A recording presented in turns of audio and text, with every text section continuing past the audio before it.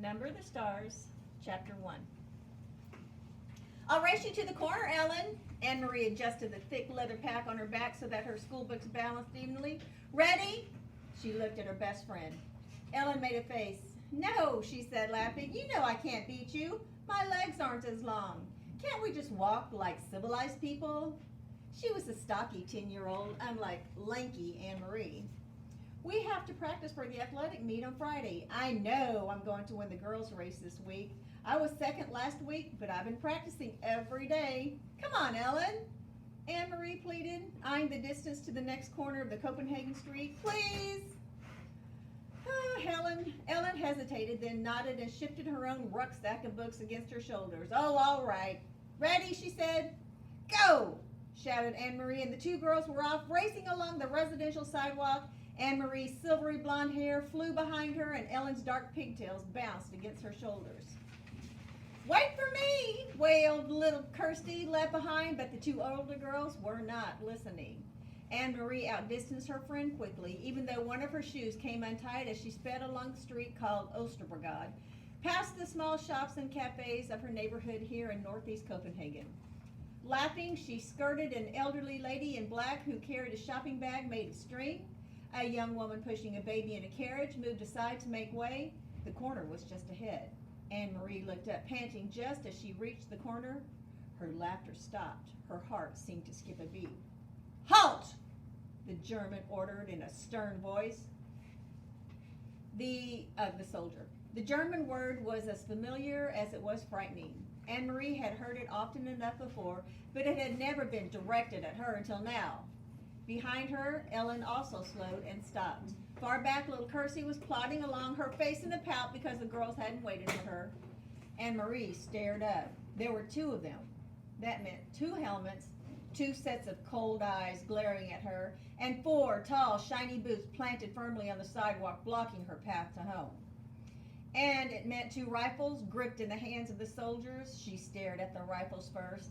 Then finally, she looked into the face of the soldier who had ordered her to halt. Why are you running? The harsh voice asked. His Danish was very poor. 3 years, Anne Marie thought with contempt. 3 years they've been in our country and still they can't speak our language. I was racing my friend, she answered politely. We have races at school every Friday and I want to do well, so I... Her voice trailed away, the sentence unfinished. Don't talk so much, she told herself. Just answer them, that's all. She glanced back. Ellen was motionless on the sidewalk a few yards behind her. Farther back, Kirsty, still sulking, was walking slowly toward the corner. Nearby, a woman had come to the doorway of a shop and was standing silently watching. One of the soldiers, the taller one, moved toward her. Anne Marie recognized him as the one she and Ellen had always called in whispers, the giraffe. Because of his height and the long neck that extended from his stiff collar, he and his partner were always on this corner. He prodded the corner of the backpack with the stock of his rifle. Anne Marie trembled. What is in here? He asked loudly. From the corner of her eye, she saw the shopkeeper move quietly back into the shadows of the doorway, out of sight. School books? She answered truthfully.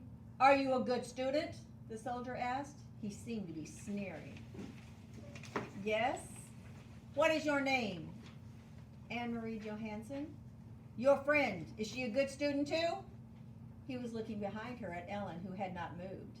Anne Marie looked back too and saw that Ellen's face, usually rosy-cheeked, was pale and her dark eyes were wide.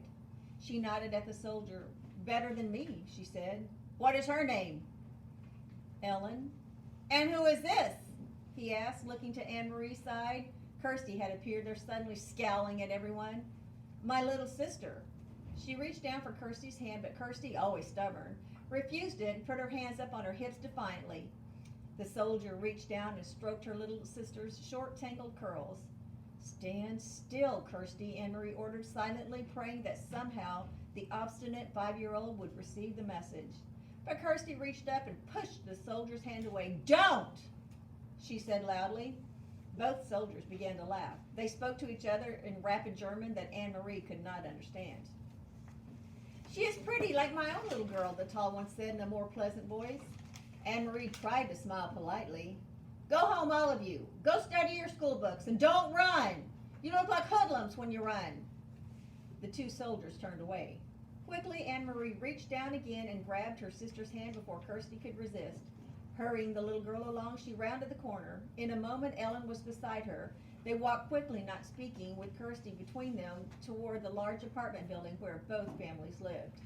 When they were almost home, Ellen whispered suddenly, "I was so scared." "Me too," Anne-Marie whispered back. As they turned to enter the building, both girls looked straight ahead toward the door. They did it purposely so that they would not catch the eyes or the attention of two more soldiers who stood with their guns on their corner as well. Kirsty scurried ahead of them through the door, chattering about the picture she was bringing home from kindergarten to show Mama. For Kirsty, the soldiers were simply part of the landscape, something that had always been there on every corner, as unimportant as lampposts throughout her remembered life. "Are you going to tell your mother?" Ellen asked Anne-Marie as they trudged together up the stairs. "I'm not. My mother would be upset." "No, I won't either. Mama would probably scold me for running on the streets." She said goodbye to Ellen on the second floor where Ellen lived and continued on to the third, practicing in her mind a cheerful greeting for her mother, a smile, a description of today's spelling test in which she had done well. But she was too late. Kirsty had gotten there first, and he poked Anne-Marie's book bag with his gun, and then he grabbed my hair. Kirsty was chattering as she took off her sweater in the center of the apartment living room. "But I wasn't scared. Anne-Marie was, and Ellen too, but not me." Mrs. Johansson rose quickly from the chair by the window where she'd been sitting. Mrs. Rosen, Ellen's mother, was there too in the opposite chair. They'd been having coffee together as they did many afternoons. Of course, it wasn't really coffee, though the mother still called it that. Having coffee. There had been no real coffee in Copenhagen since the beginning of the Nazi occupation. Not even any real tea. The mother sipped at hot water flavored with herbs. "Anne-Marie, what happened? What is Kirsty talking about?" her mother asked anxiously. "Where's Ellen?" Mrs. Rosen had a frightened look. "Ellen's in your apartment. She didn't realize you were here," Anne-Marie explained. "Don't worry. It wasn't anything. It was the two soldiers who stand on the corner of Osterbrigade. You've seen them. You know the tall one with the long neck, the one who looks like a silly giraffe." She told her mother and Mrs. Rosen of the incident, trying to make it sound humorous and unimportant. But their uneasy looks did not change. "I slapped his hand and shouted at him," Kirsty announced importantly. "No, she didn't, Mama," Anne-Marie reassured her mother. "She's exaggerating as she always does." Mrs. Johansson moved to the window and looked down to the street below. The Copenhagen neighborhood was quiet. It looked the same as always. People coming and going from the shops, children at play, the soldiers on the corner. She spoke in a low voice to Ellen's mother. "They must be edgy because of the latest resistance incidents. Did you read in Die Freie Dansk about the bombings in Hillerød and Norbro?" Although she pretended to be absorbed in unpacking her school books, Anne-Marie listened as she knew what her mother was referring to. Die Freie Dansk, the Free Danes, was an illegal newspaper. Peter Nielsen brought it to them occasionally, carefully folded and hidden among ordinary books and papers, and Mama always burned it after she and Papa had read it. But Anne-Marie heard Mama and Papa talk, sometimes at night, about the news they received this way. News of sabotage against the Nazis, bombs hidden and exploded in the factories that produced war materials, and industrial railroad lines damaged so that the goods couldn't be transported. And she knew what resistance meant. Papa had explained when she overheard the word and asked. The resistance fighters were Danish people, no one knew who, because they were very secret, who were determined to bring harm to the Nazis however they could.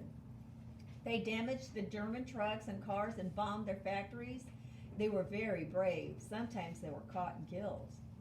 "I must go and speak to Ellen," Mrs. Rosen said, moving toward the door. "You girls walk a different way to school tomorrow. Promise me, Anne-Marie? And Ellen will promise too."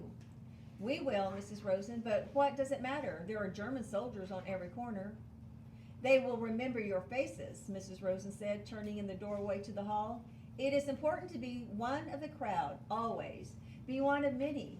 Be sure that they never have reason to remember your face."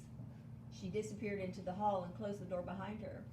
"Oh, he's going to remember my face, Mama," Kirsty announced happily, "because he said I looked like his little girl. He said I was pretty." If he has such a pretty little girl, why doesn't he go back to her like a good father? Mrs. Johansson murmured, stroking Kirsty's cheek. Why doesn't he go back to his own country? Mama, is there anything to eat? Anne-Marie asked, hoping to take her mother's mind away from the soldiers. Take some bread and give a piece to your sister. With butter? Kirsty asked hopefully. No butter, her mother replied. You know that.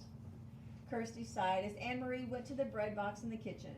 I wish I could have a cupcake, she said, a big yellow cupcake with pink frosting. Her mother laughed. For a little girl, you have a long memory, she told Kirsty. There hasn't been any butter or sugar for cupcakes for a long time, a year at least. When will there be cupcakes again? When the war ends, Mrs. Johansson said. She glanced through the window down to the street corner where the soldiers stood, their faces impassive beneath the metal helmets. When the soldiers leave. What war are we talking here? World War II. The Nazis invaded Europe. Yeah. And so we'll find out a little bit more. Kevin, it's time for you to go. Let's go on and read Who is the Man Who Rides Past? Chapter 2. Tell me a story, Anne-Marie, begged Kirsty as she snuggled beside her sister in the big bed they shared. Tell me a fairy tale. Anne-Marie smiled and wrapped her arms around her little sister in the dark. All Danish children grew up familiar with fairy tales. Hans Christian Andersen, the most famous of the tale tellers, had been Danish himself. Do you want the one about the Little Mermaid? That one has always been Anne-Marie's own favorite. But Kirsty said, no. Tell me one that starts with a king and a queen, and they have a beautiful daughter. All right. Once upon a time, there was a king, Anne-Marie began. And a queen, whispered Kirsty. Don't forget the queen. And a queen. And they lived together in a wonderful palace. And was the palace named Amalborg? Kirsty asked sleepily. Shh. Don't keep interrupting or I'll never finish the story. No, it wasn't Amalborg. It was a pretend palace. Anne-Marie talked on, making up a story of a king and a queen and their beautiful daughter, Princess Kirsten. She sprinkled her tale with formal balls, fabulous gold-trimmed gowns, and feasts of pink frosted cupcakes, until Kirsty's deep, even breathing told her that her sister was sound asleep. She stopped, waited for a moment, half expecting Kirsty to murmur. Then what happened? But Kirsty was still. Anne-Marie's thoughts turned to the real king, Christian X, and the real palace, Amalienborg, where he lived in the corner of Copenhagen. How the people of Denmark loved King Christian. He was not like fairy tale kings who seemed to stand on balconies giving orders to subjects, or who sat on golden thrones demanding to be entertained and looking for a suitable husband for their daughters. King Christian was a real human being, a man with a serious and kind face. She had seen him often when she was younger. Each morning he had come from the palace on his horse, Jubilee, and ridden alone through the streets of Copenhagen, greeting his people. Sometimes when Anne-Marie was a little girl, her older sister Lise had taken her to stand on the sidewalk so that she could wave to King Christian. Sometimes he'd wave back to the two of them and smiled. Now you are special forever, Lise had told her once, because you have been greeted by a king. Anne-Marie turned her head on the pillow and stared through the partly open curtains of the window into the dim September night. Thinking of Lise, her solemn, lovely sister, always made her sad. So she turned her thoughts again to the king who was still alive, as Lise was not. She remembered a story that Papa had told her shortly after the war began, shortly after Denmark had surrendered and the soldiers had moved in overnight to take their places on the corners. One evening, Papa had told her that earlier he was on an errand near his office, standing on the corner waiting to cross the street, when King Christian came by on his morning ride. One of the German soldiers had turned suddenly and asked a question of a teenage boy nearby. Who is that man who rides past here every morning on the horse? The German soldier had asked. Papa said he had smiled to himself, amused that the German soldier did not know. He listened while the boy answered. He is our king, the boy told the soldier. He is the king of Denmark. Where is his bodyguard? The soldier asked. And you know what the boy said? Papa asked Anne-Marie. She was sitting on his lap. She was little, then only 7 years old. She shook her head, waiting to hear the answer. The boy looked straight at the soldier and he said, all of Denmark is his bodyguard. Anne-Marie had shivered. It sounded like a very brave answer. Is it true, Papa, what the boy said? Papa thought for a moment. He always considered questions very carefully before he answered them.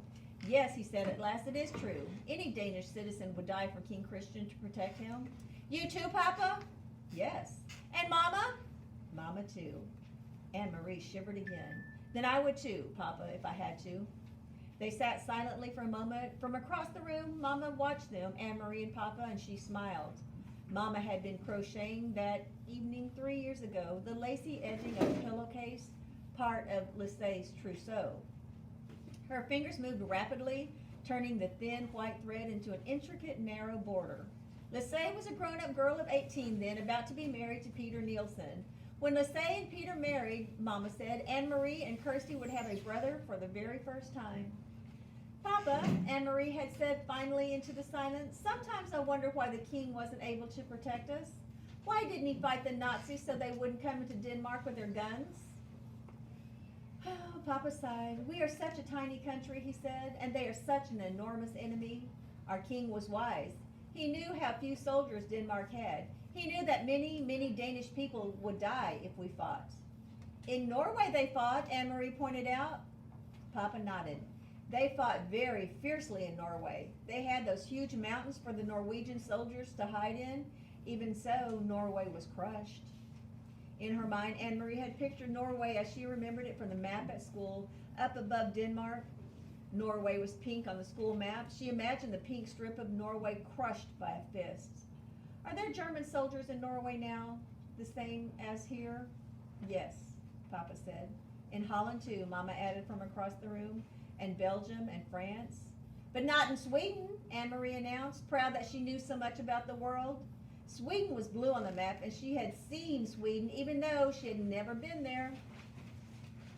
Standing behind Uncle Henrik's house north of Copenhagen, she looked across the water, the part of the North Sea that they called the Kattegat, to the land on the other side. That is Sweden you are seeing, Uncle Henrik told her. You are looking across to another country.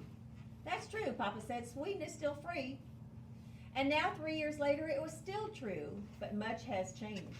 King Christian was getting old, and he had been badly injured last year in a fall from his horse, faithful old Jubilee, who had carried him around Copenhagen so many mornings. For days, they thought he would die, and all of Denmark had mourned. But he hadn't. King Christian X was still alive. It was Lisset who was not. It was her tall, beautiful sister who had died in an accident 2 weeks before her wedding. In the blue carved trunk in the corner of the bedroom, Anne-Marie could see its shape even in the dark, were folded Lisset's pillowcases with her crocheted edges, her wedding dress with its hand-embroidered neckline, unworn, and the yellow dress that had worn and danced in with its full skirt flying at the party celebrating her engagement to Peter. Mama and Papa never spoke of Lisset. They never opened the trunk, but Anne-Marie did from time to time when she was alone in the apartment. Alone, she touched Lisset's things gently, remembering her quiet, soft-spoken sister who had looked forward so to marriage and children of her own. Red-headed Peter, her sister's fiancé, had not married anyone in the years since Lisset's death. He had changed a great deal. Once he had been like a fun-loving older brother to Anne-Marie and Kirsty, teasing and tickling, always some source of foolishness and pranks. Now he still stopped by the apartment often, and his greetings to the little girls were warm and smiling.